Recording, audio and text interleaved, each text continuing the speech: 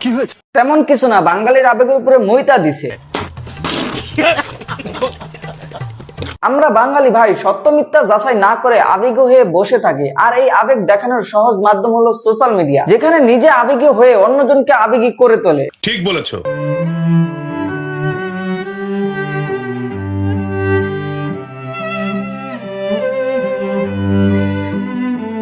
এই যে ভিডিওটা দেখতেছেন, একটা সুন্দরী মেয়ে কোন এক পার্কে চা বিক্রি করতেছে, যেগুলা রীতিমতো সোশ্যাল মিডিয়ায় ভাইরাল।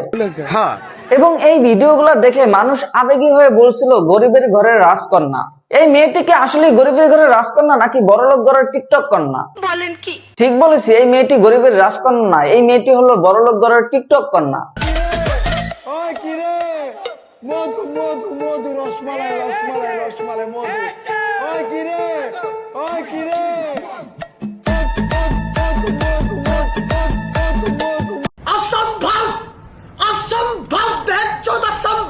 এই সেই চা বিক্রেতা মেয়ে যার হাতে দেখা যাচ্ছে আইফোন 15 প্রো ম্যাক্স। মানে ভাই সে গরিব না, সে আসলে বড়লোক।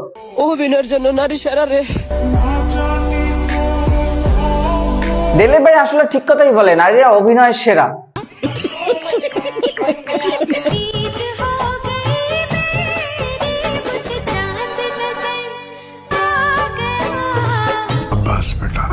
মেয়েটি আসলে টিকটকার, ভাইরাল হওয়ার জন্য রমনা পার্কে চা বিক্রি করে ভিডিও বানাইছে, এবং সেই ভিডিও দেখে বাঙালিরা আবেগী হয়ে পড়ে। এইটা কি কোনো কথা? জীবনে আফসোস রাখিও না, আজকে কেউ তোমাকে সাধারণ বলে ছেড়ে যাবে, অন্যদিন অন্য কেউ এসে অসাধারণ বলে জড়িয়ে নিবে।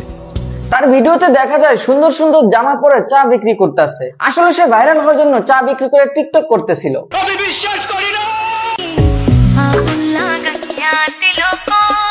আগুন লাগছে মনে দেখা তোর রূপ রানী কইরা রাখমু তোরে। তোমার মনে আগুন লাগছে কিনা জানি না, তবে তুমি চা বিক্রি করে মানুষের মনে যে আগুন লাগাইছো, তাতে মানুষ পুরো ছারখার হয়ে যাইতেছে।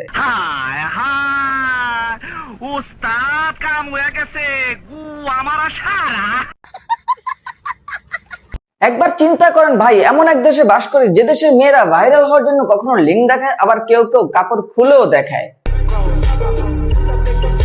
আর ম্যাক্সিমাম মেয়েরা তো ওড়না ছাড়াই ভিডিও বানায়। আল্লাহ